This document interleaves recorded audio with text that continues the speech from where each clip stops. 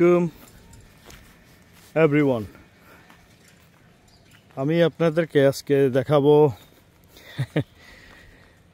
যদিও এর সাথে সেলফি তোলার মতো মানসিকতা ওরকম নেই। তো সরিষা ক্ষেত বাংলাদেশে মানে খুবই প্রসিদ্ধ।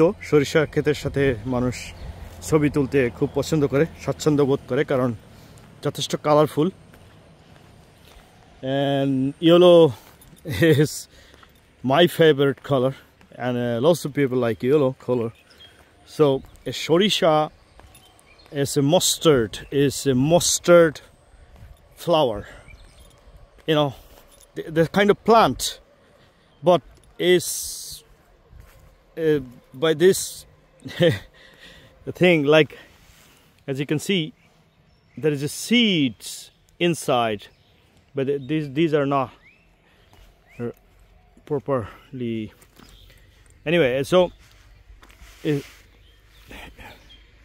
it's called mustard oil. They made by that. এগুলোর দ্বারা সরিষার তেল তৈরি করা হয়। এটার ভিতরে ইয়া থাকে, বিচি থাকে। তো এই হচ্ছে সরিষা ক্ষেত। ফুলগুলো যখন ফুটে তখন সবাই এগুলোর সাথে সেলফি তোলে বা ছবি তোলে, because as you can see they're very nice looking plants. But এটা হচ্ছে, এটা ফুল নেই, এটা ফুল হয়তো ঝরে গেছে, কিছুদিন পরেই তোলা হবে। সো এগুলো আমরা এই জন্মের বর্তমান প্রজন্মের যে ছেলেপান তারা অনেকেই জানে না যে আসলে মাস্টার্ড অয়েল কোত্থেকে আসে। তো তোমরা যারা জানো না তাদেরকে দেখালাম আজকে যে দিস ইজ দি এগুলো হচ্ছে মাস্টার্ড অয়েল প্লান্ট। সেই প্রপারলি এখানে সি ওকে। অ্যান্ড যখন ফুল ফুটে তখন দেখতে এরকম হলুদ হয়ে যায়, তারপরে ফুলগুলো ঝরে যাওয়ার পরে এরকম পরিস্থিতি হয়। তারপরে এটা পাকলে এটার থেকে সরিষার তেল বের করা হয় বিভিন্ন প্রক্রিয়ার মাধ্যমে। তো ধন্যবাদ সবাইকে, ভালো থাকবেন। সরি, আমি আল মামুন আছি বরিশালের ভোলা যাওয়ার পথে। এটা জায়গার নাম আমি জানি না। সো আমি আসলে প্রবাসী।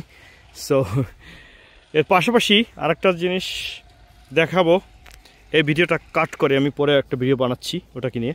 সো সরিষা ক্ষেত যারা চেনেন না, অনেক ছেলেপান তো ভাত কোত্থেকে আসে জানে না। আমার এক ভাইগনা তার বাবাকে জিজ্ঞেস করতেছিল, আব্বু ভাত কোত্থেকে আসে, ভাত কিভাবে উৎপন্ন হয়, তো সে জানে না।